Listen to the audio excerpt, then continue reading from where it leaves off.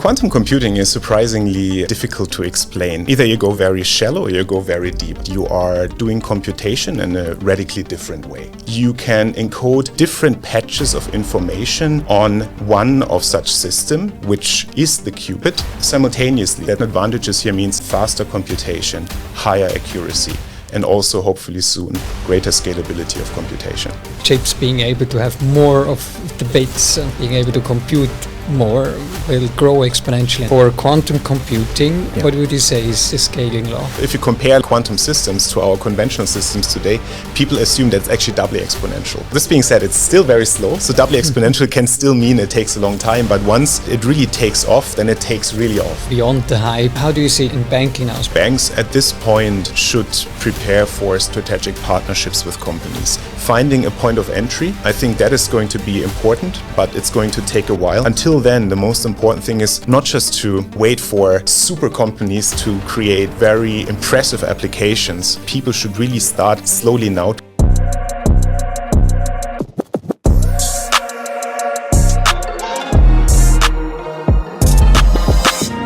Welcome to the Pulse Check podcast. Daniele Ebler from Huawei, principal researcher. Thank you for joining me today. Thank you for having. Great to have you. We've met many years ago. Wanted to bring you over to our company back then, while you then really, and I'm very happy you did, choose research over consulting, at least for the beginning, and in the area of quantum computing, a topic that is very also close to my heart. I was studying in theoretical physics and actually a bit of quantum field theory. Back then, I have to admit, 20 years ago, I felt that, okay, quantum computing is probably still 50 years ahead. That's why I might not go deeper in that field. Now I might think I should have chosen that field because it's only a few years till it's actually scalable. First results are already available, and including also in financial services industry. And that's why I'm so happy to have you here for this chat on quantum computing applied to financial services. Of course, before we go into that, we start with an icebreaker. I would love to hear more about you personally, but something that makes you, you. Absolutely, yeah. Thank you so much for having me. I think what makes me me is that although I'm very dedicated to sciences, I have a lot of hobbies, some of which friends and family deems as a bit odd. For example, I'm very interested in metallurgy. Metallurgy, how you have grain formation in steels with a very specific purpose of how to make the perfect kitchen knife. So I've been traveling all over the world to meet knife makers to understand more about that. Also, of course, the aesthetics of how to make beautiful damask steel and stuff like that. But that is one of my hobbies that I've actually had for about a decade. Others would, for instance, be coffee. We're deeply interested in research publications. University Zurich has a great group on coffee, how to make the best coffee at home. So if you go to my home, you will see that half the kitchen is actually just coffee equipment. Oh, wow. And I've been trying to make this as scientific as possible. There are a couple more, but I think what defines me really are to go extreme on certain hobbies that are not very common. Very interesting. Is that something that brought you also to Asia, to Hong Kong, China? Hong Kong, China was actually still during my education, I have to say. I think the resilience brought me over. Okay. Because back then, during my PhD, there were a lot of shifts of location. At the very beginning, it was unclear that I would ever land in Hong Kong. But then my research group collectively moved a couple of times. There was some time in Beijing. There was some time afterwards here in Hong Kong. The group then moved over to the UK afterwards. So I think the resilience of actually exploring more, being okay, trying to dig deeper, helped me to stay on board, while I would say 90% of the other people actually left the group on the run. So that is kind of how I made it here, and I think that kind of connects very deeply to how obsessed I can get about certain hobbies. Yeah, that resilience is also something I'm sure you need not only to survive here in a complete different cultural environment, Hong Kong and China, but also to go into quantum computing. I think the audience will see that and also hear that we are both not from Hong Kong, Switzerland and Germany. with our accent. And yes, it's having the resilience here in the market as well as also in our areas of expertise. And I would love to understand a bit better first also for our audience in terms of quantum computing. I mean, you work also a bit at the intersection of quantum computing, so we can maybe afterwards also talk about network dynamics in high-performance systems and what you're doing actually at Huawei. But if you can give a brief introduction of what quantum computing actually is. Of course. Yeah, so quantum computing is surprisingly difficult to explain. Either you go very shallow or you go very deep. I'm trying my best to explain this a bit more in an intermediary stage. So at the core of quantum computing is this idea that you are doing computation in a radically different way. I mean, at the moment, our entire ecosystem with our hardware that we have is built upon the idea of encoding in bit values, zeros and ones. Your information is encoded there. You manipulate them with algorithms, and then later you will get an output. Quantum computing actually works very similar.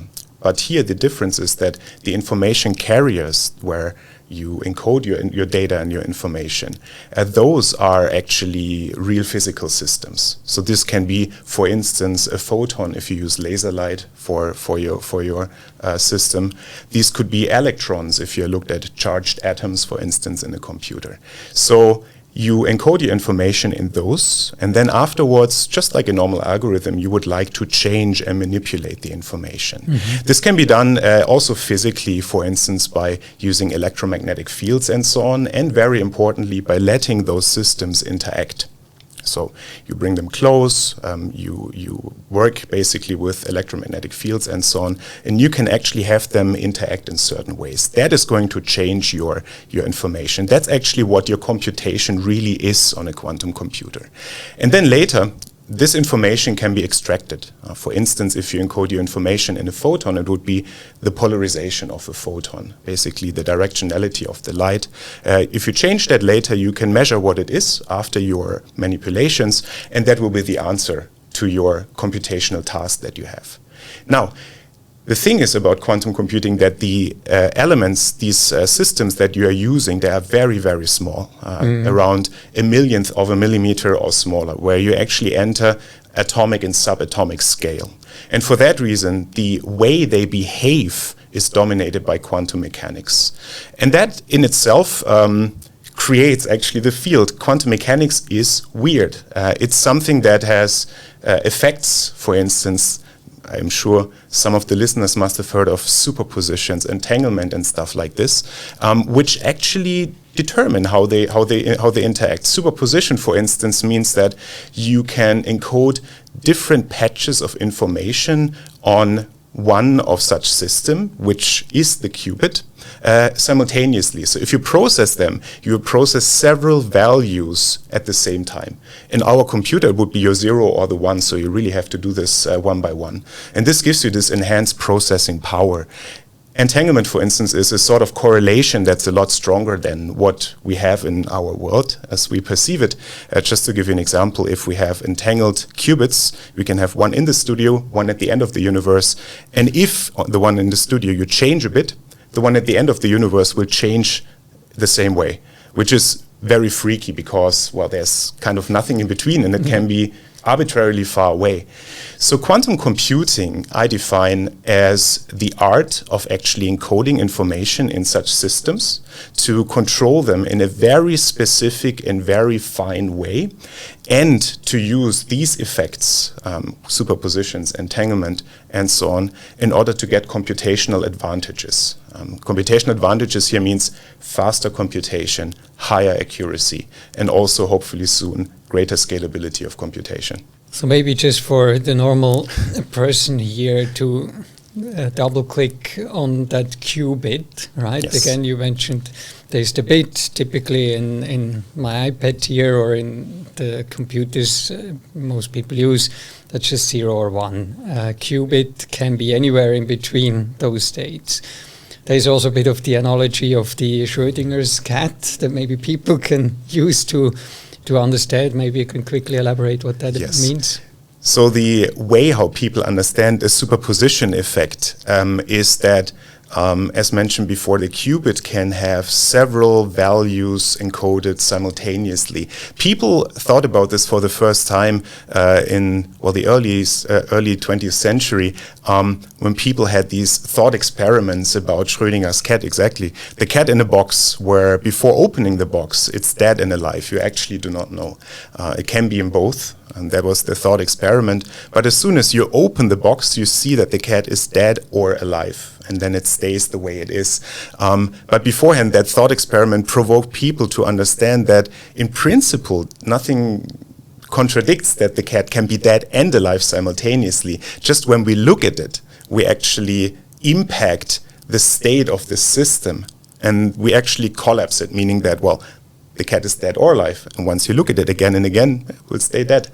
So that is kind of the thought experiment that people were looking at when actually really getting into quantum physics around 1920s. Yeah. And now maybe also to elaborate more on why quantum computing is also difficult, because you said that when the systems are extremely small, plus it needs to be in a very, very uninterrupted state, which also means that you typically have to cool it down to almost zero Kelvin, which is, I don't know, minus 273 something degrees, so really, really cold.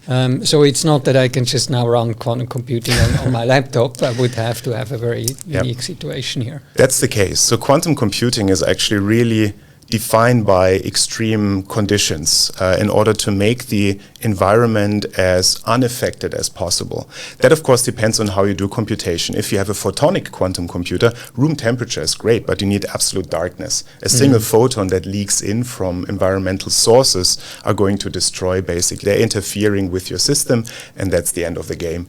If you're looking at superconducting systems like superconducting qubits, which is the most prominent approach at the moment, you need to go really cold. You go to about 10 millikelvin, 10 millionth of a degree, very roughly, close to absolute zero. And even there, if you have tiny energy fluctuations, that would determine how long you can do a computation. If it's perfect, your computation can move on for a while, but at the moment, even the tiniest fluctuations in energy cause that current state computers can only have a computation for maybe around a millisecond. Afterwards, the information is already dissipated, the information already changed, and is affected in a way that we actually can't use them anymore. Yeah. So there's two elements that actually play into now also quantum computing that can make it accessible for people. So first of all, I think the improvements in making quantum computing scalable is also related to using AI, Gen AI, to do error correction, right? If I understand it correctly, and please otherwise correct me and add on. The second thing is, of course, cloud computing that everyone from our audience will understand. So you won't run quantum computing on your machine, but you can then access it through cloud computing, right? Yes. So is that understandable? That is exactly the idea that people have at the moment. Given the extreme costs and the extreme environments you have to operate them in, the most viable solution is going to be that large companies, tech giants, are going to have their self-developed computers, and we are going to use them through cloud services. Some of them are already online. You can actually use them. The main problem being for many is data integrity. It's kind of tricky to run real-time trading data over. Also, you will have delays depending on what you would like to do. But ultimately, I would say in the next 2 decades, that is going to be the model that most companies are going to rely on. Of course, once they get a bit better, a bit smaller, a bit more accessible as well to run in a controlled environment in-house, I think many companies, also banks, are going to have quantum computing on site. But at the moment, I think these partnerships with big companies are going to be the way to go for at least another 2 decades. So the hyperscaler, basically, like the Microsoft, Google, but also Huawei. Yeah. Brings me maybe to a question in between also, as your title also says, so how do you get from quantum to networks for optimization? That's actually a funny question and a even funnier answer. Revenue is the single most important point in this. Actually, I was hired for pure quantum computation. Back then in 2020, Huawei said, hey, we need someone to lead the research direction. It's great because you can always do more in a company that you actually can in a university. There, you get a bit of money for some theoretical research, but the money really doesn't carry you very much. If you really want to make it happen, you must be in a company. That's just how the world goes. So I joined Huawei, and after a couple of months, people said, so when exactly can we actually make revenue with this? And that's, of course, the wrong question at the moment, even more so in 2020.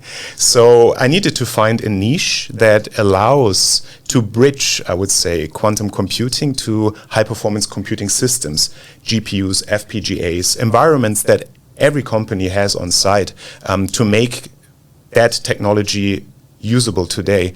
And it's a quite interesting one, actually. Certain aspects of physical systems, partially quantum systems, can be simulated very efficiently on clusters today. And already there we see quite good enhancements performance-wise. We can compute things 1,000 times faster, depending on what we do, for instance, in traffic routing and so on. When we are looking at large language models, we are improving end-to-end large language models by quite a big amount with our technology. But at the same time, the modeling and what you are doing around there is completely physics-based. So once a quantum computer is mature, you plug and play. You can actually put it over, export our expertise, transfer it, and get even further advantages. But for Huawei, without the direct access of a mature quantum machine at the moment, it was really about, can we do something to make quantum and physical systems usable and valuable today? That's interesting, and brings me now also into the section of really quantum computing in finance, because of course our audience for sure is interested in the real applications. And it's actually quite timely that in recent weeks there was a lot of buzz in the internet, especially here in Hong Kong with HSBC and IBM. They demonstrated how they could use a quantum-enabled algorithmic in bond trading, where they had more than 34% improvement in prediction accuracy. It's really available online, so everyone can read on how they've done it or what they've done. But maybe you can quickly elaborate on what it is all about and why already so accessible. So the problem itself they were looking at is actually to do a feature extraction from data, from real data, trading data that they have, to put later into classical neural nets and AI models in order to do bond trading prediction, like a probability that certain bonds will be traded or not. And there was basically the improvements that were reported. You're right, 34%, which is a quite big number. Now, I think what is very interesting about this is how nowadays showcases differ from maybe 5 to 10 years ago. I remember actually in 2015, 16, around the time when I was still doing my PhD, the use cases were largely toy models. There were people that did, for instance, portfolio optimization of very small portfolios in a very optimized scenario, more like a proof of concept, really. And I think recent developments really showcase this step towards maturation, towards actually applying quantum to real problems, which was not possible before. The problem itself is large, so instead of having 5 options, they were looking at tens of thousands of options, which is a much more realistic scenario. And at the same time, the data was real data. Before it was always like, how to say, very carefully selected toy data to show that there's a potential of advantage. But here really what HSBC and IBM achieved is that they used real data for the first time. So this is much closer to practical applicability compared to all of the showcases that we have seen in the years before. But what is also like a bit more visible is that the frequency of such achievements is actually slowing a bit down. So I would say in 10 years before, these showcases were almost on a monthly basis. People said, hey, we can do it better for risk minimization in finance. We can do it for designing a part in a plane. Back then Airbus did that, for instance, and so on. So there were small showcases popping up a lot, and that sparked a lot of interest. But in between now, people don't want to see these proof of concepts anymore. People really want to see something substantial of what can impact the industry more than these toy examples.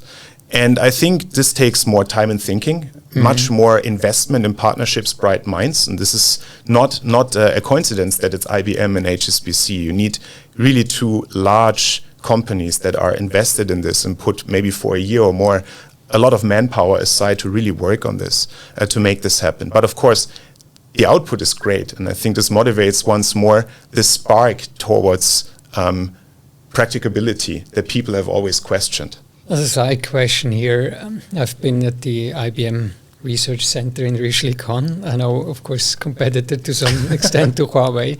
I mean, the claim there is that basically in the next 4 or 5 years, actually 2029, quantum computing can be scalable and more accessible to everyone. And again, the prediction is due to error correction, due to usage of Gen AI algorithms and so on. So is that a fair timeline you would assess also yourself? A bit critical. Some people might disagree, but I would say it takes longer.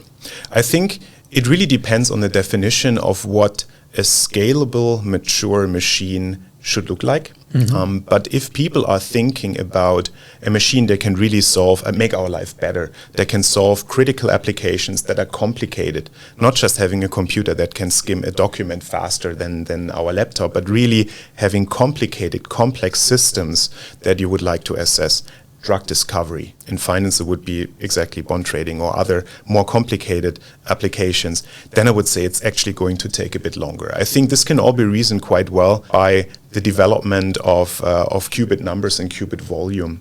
Of course, qubit numbers are one thing where IBM and also Google said by 2029 we're going to have 1 million of them. I heard something similar in 2015-16 where they said, we have many thousands, like at the end of 2019. That didn't happen back then, because I think what people need to understand that devising a good quantum computer is inherently difficult. Even if you go back to our normal home machines, we were 5 to 6 decades invested in how to shrink components, how to get the circuit layout straight and everything. Many people got Nobel Prizes on the way. We need that level of innovation, and quantum computing has been on the market maybe for 20 years, right? So we can't really expect this to just click. I know people are impatient in this and everyone wants to see this happen, but if you ask me, I would say the more realistic timeline is 10 to 15 years. On the one hand, because it is more complicated than it might sound. On the other hand, we want to have important applications, not, a search or not like a prime factorization or something like this.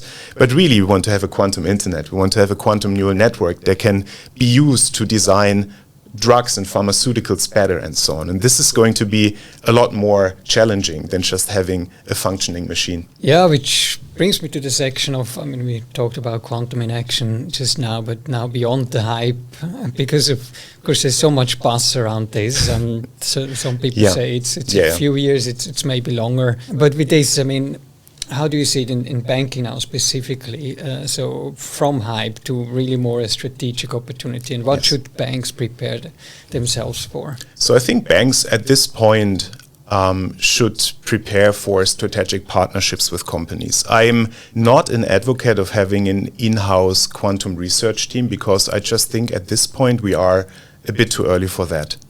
If you ask me, I think what is important nowadays for banks is to utilize the infrastructure that they already have on site. And this ties a bit back to the lines of research that I've been doing in recent years, how to make quantum or physical systems usable today in a certain sense to harvest certain advantages. Of course, you won't get the full quantum advantages, but there's actually quite a lot to do with the environment that we have today. And normally people don't do that. People are very binary. They either say, okay, we're on the classical end, I don't understand quantum, keep it away, we do our machine learning models and we are there. Or you're fully on the quantum end, where people say, okay, this is the revolution. We actually have to invest in this and we have to go full on.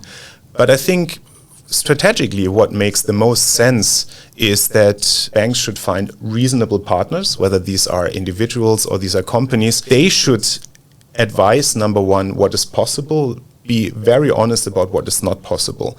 Finding a point of entry, I think that is going to be important, but it's going to take a while. But I think until then, the most important thing is not just to wait for super companies to create very impressive applications or to think, oh, how can we do this ourselves? But really look at what you can do today with simulating physical systems. There we know that this is going to be very impactful on banking or many other industries as well right now. And this is as well to build up your readiness for quantum later. If I give you a computer, you will not be able to run it because it takes years to actually even create the modeling, the way how you even think about encoding the data, what data do you need, how would you even run these systems. That's an expertise that people should really start slowly now to think on, and you can if you think about physical systems and simulations. Later, when you have the hardware, once you find the entry point, then you have your portfolio stacked up of good applications, and then you can get hands-on. So I think that preparation is what people should do now, but going full on quantum with in-house research teams, I'm not a fan. Yeah, that brings us to strategic readiness. So partnership you already mentioned. Besides the opportunity, there is also the threat, right? Yes. And one is, of course, everyone knows, yes, you can solve complex problems much faster with quantum computing. One is, for example, encryption. So if you can suddenly encrypt something that would have taken billions of years in just minutes or even seconds, that's where everyone is afraid of. Can quantum computing then encrypt all my data and maybe also be a threat to digital assets such as bitcoins? Maybe you can quickly elaborate what the threat actually is and also how they can prepare for that. Yes, absolutely. I think there are two ways of how quantum is typically sold. The first one is FOMO, fear of missing out. You are slow, other people go ahead, you have to jump on the train now, otherwise later it's too late. You can't make up that that lag behind.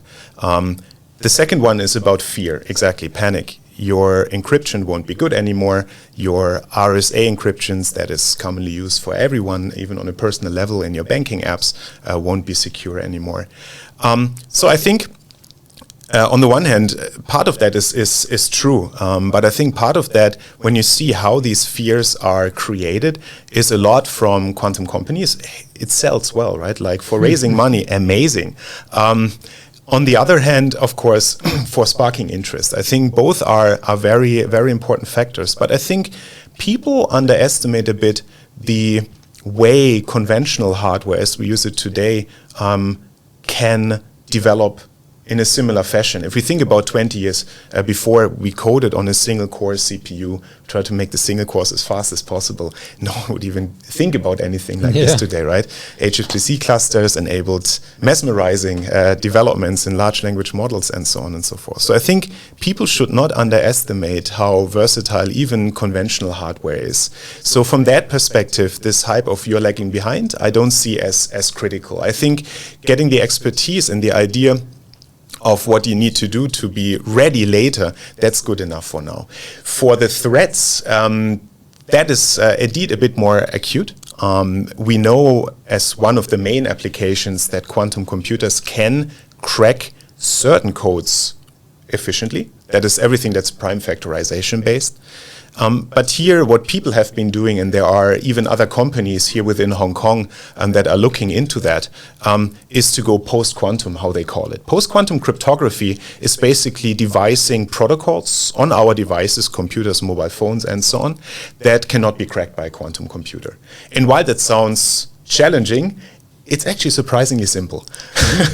So people figured out that early cryptographic protocols from early 2000, like 2003, 4, 5, and even before that, have the capability of being what they call quantum resilient, something where it has not been shown a quantum computer can crack it. For instance, encoding based on shortest vectors, and like a lattice model where you ask, hey, where's the closest point, your neighboring point in a lattice?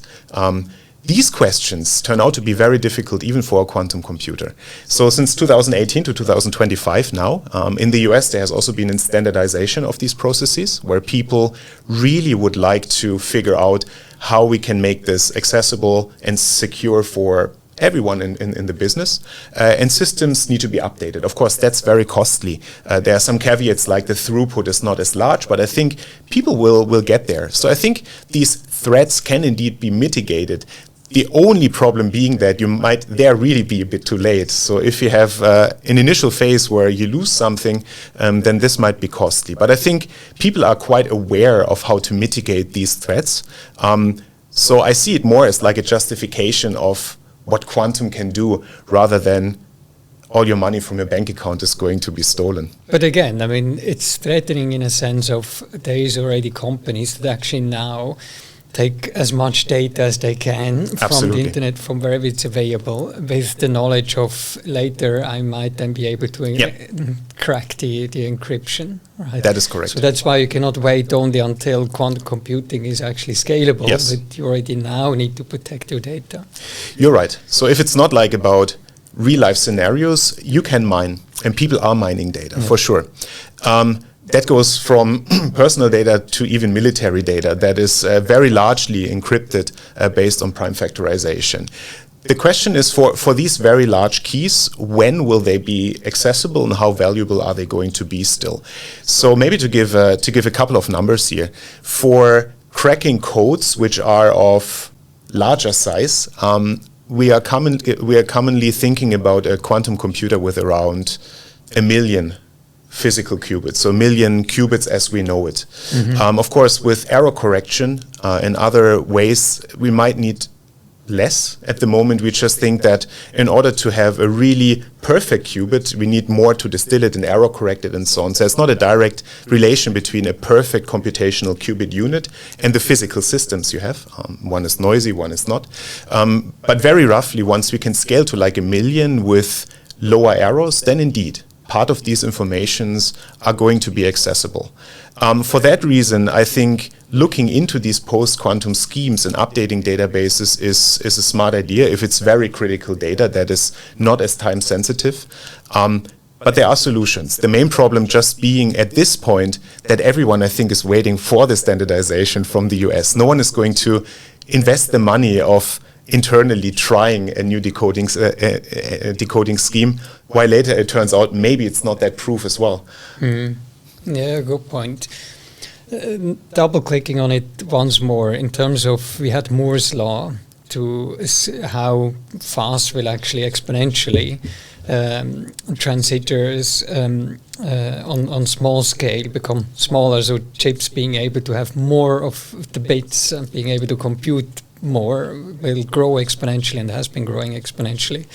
Now for quantum computing, with also the error correction and so on, what would you say is the scaling law? At the moment, people actually say it should be doubly exponential. So the way it's at the moment very slowly doubly exponential, but people are actually observing a sort of slow exponential scaling in the development of or the ramping up of qubits.